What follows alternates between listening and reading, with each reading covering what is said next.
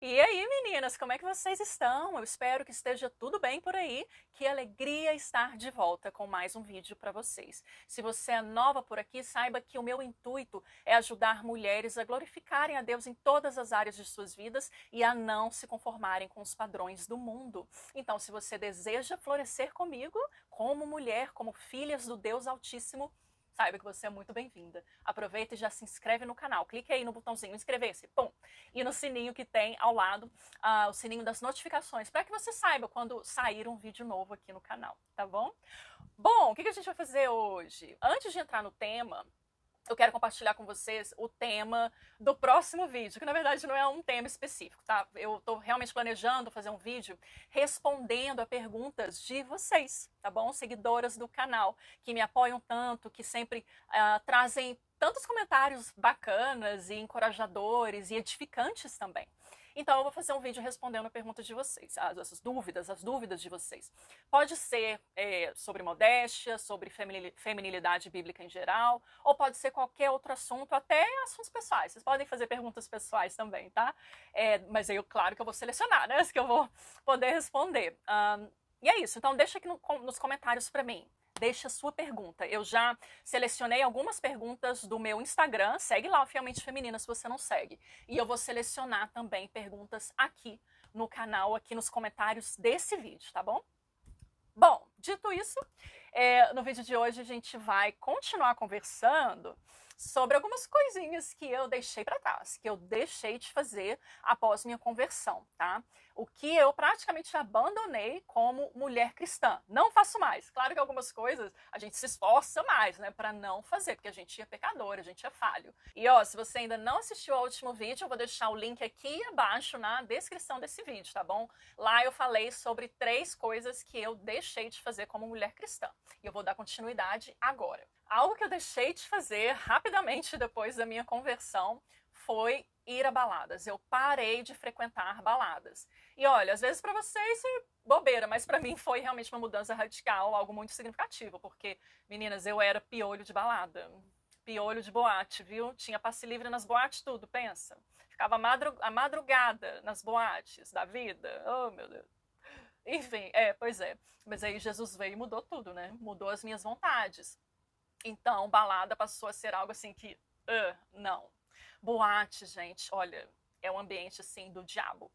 Resumindo, é isso. O diabo ama uma boate, viu? Ama entrar na mente ali das pessoas que estão na boate dançando, bebendo, fumando. É tudo muito, né? É tudo adoidado. Né? Numa balada, não existe moderação.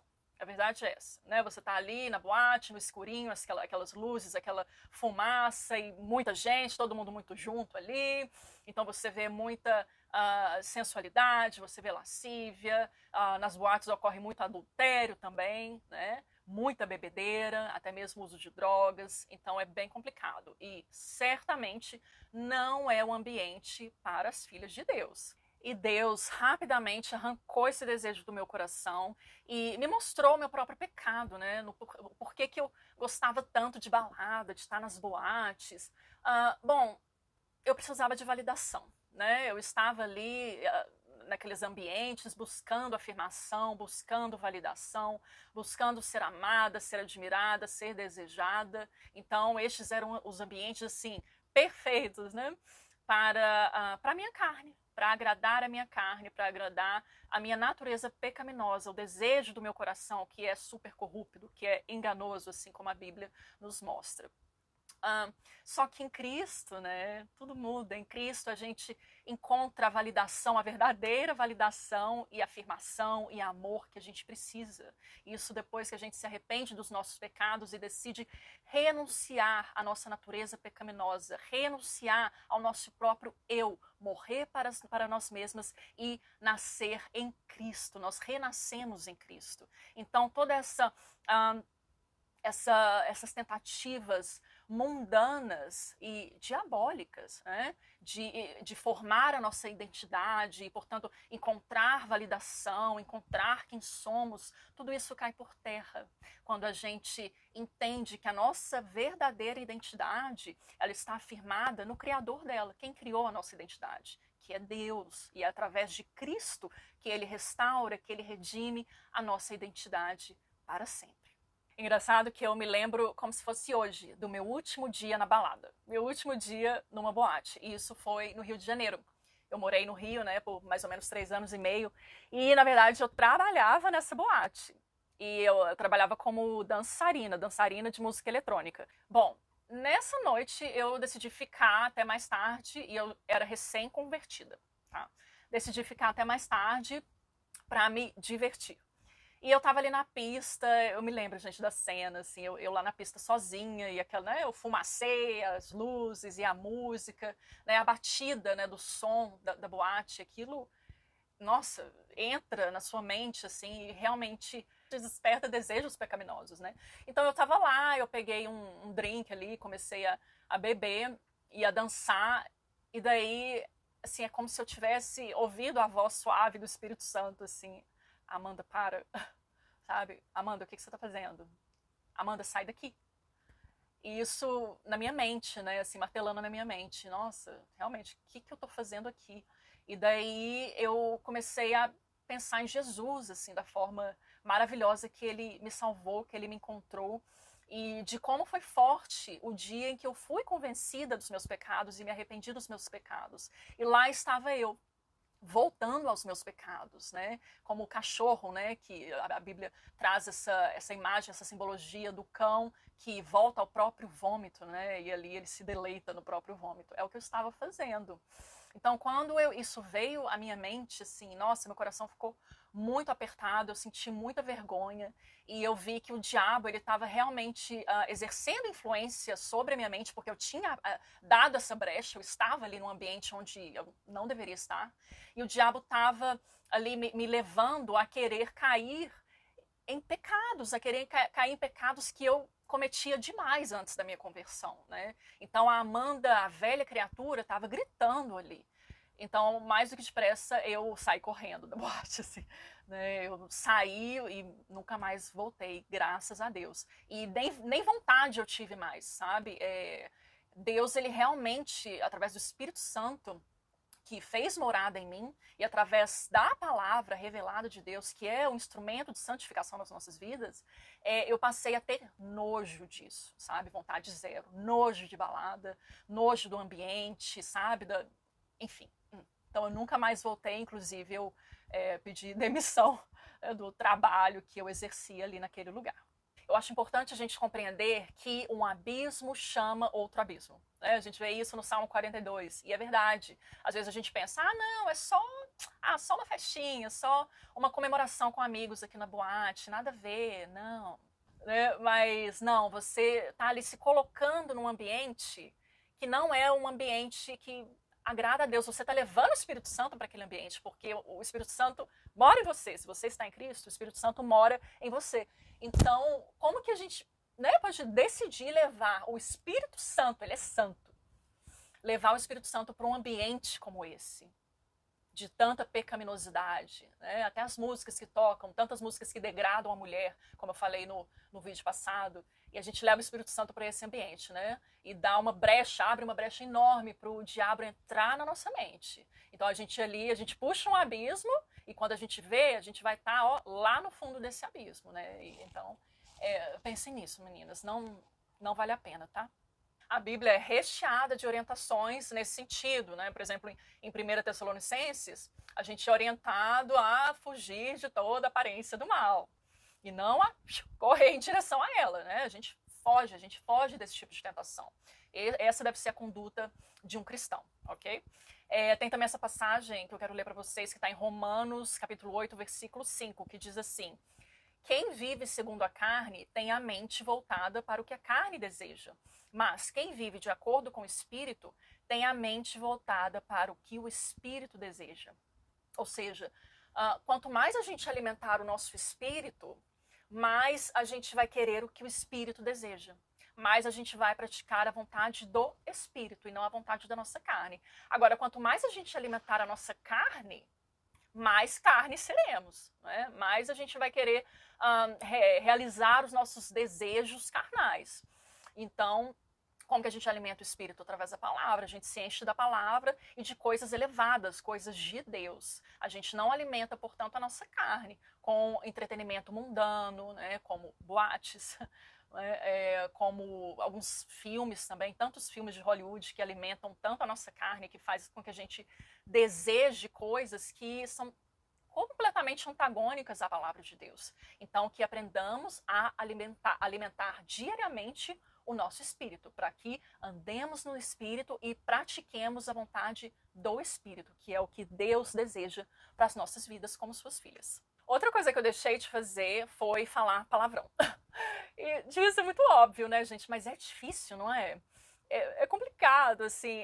Por exemplo, ainda hoje, quando eu tô com a minha família, que a gente é muito íntimo, né? Muito próximo, né? Tô com a minha irmã, tô com a minha mãe. Aí, assim, de brincadeira, a gente vai e solta um palavrão. Não é xingando, não é nada, mas é de brincadeira. Aí eu não posso fazer isso nem de brincadeira, né? Mas no passado, antes da minha conversão, eu tinha o hábito de falar muito palavrão, de xingar mesmo, falar aquelas coisas feias, horrorosas. Mas Deus, ele santifica a nossa boca, né? Assim como ele fez com Isaías, ele santificou os lábios de Isaías, né? Tocou os lábios de Isaías com brasa, e porque Isaías viu o quanto os seus lábios eram impuros e que isso é realmente uma ofensa a Deus. Olha só que bacana essa passagem que está em Efésios 4:29. Nenhuma palavra torpe saia da boca de vocês, mas apenas a que for útil para edificar os outros, conforme a necessidade, para que conceda graça aos que a ouvem.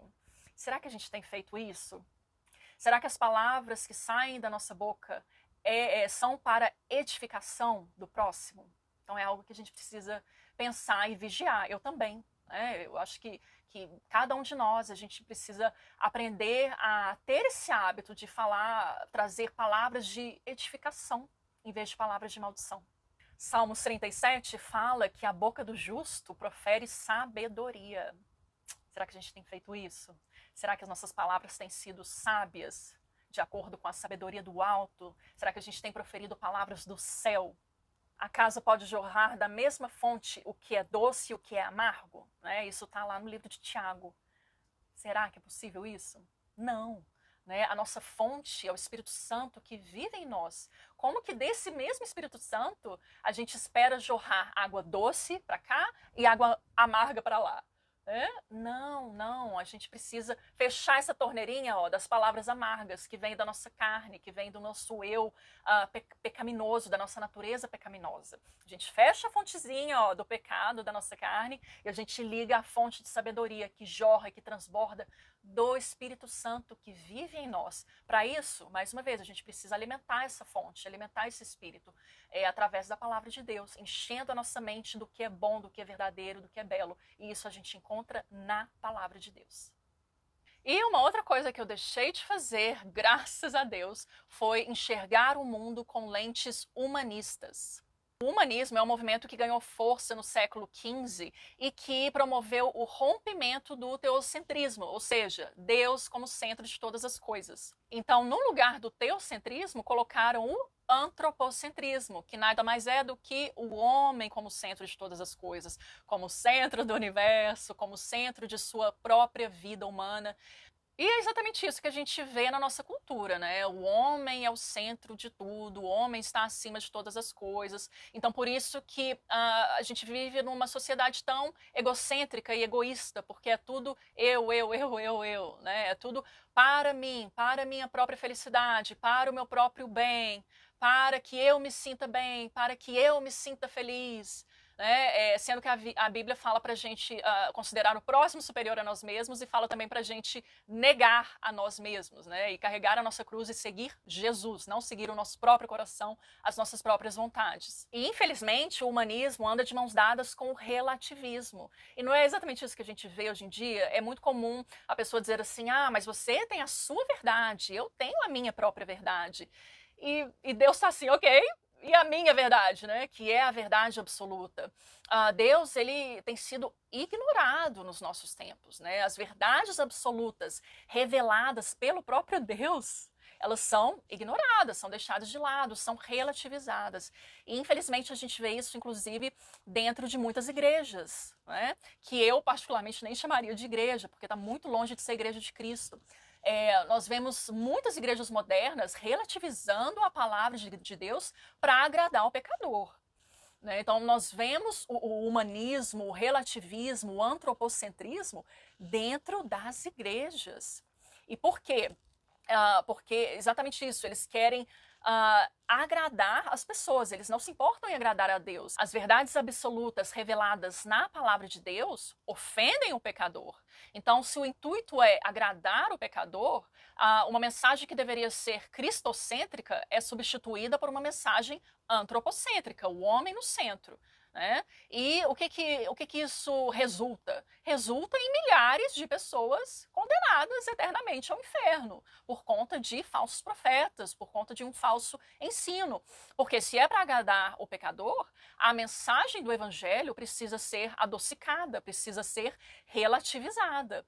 E a Bíblia é bem clara que Deus julgará mais restritamente os mestres, os pastores. Então, você imagina só como que esses mestres que têm enviado milhares ao inferno, têm condenado milhares à condenação eterna, como será que eles serão julgados por Deus no dia do julgamento? Então, eu sou muito, nossa, mas muito grata a Deus por ter mudado radicalmente a minha mente e o meu coração.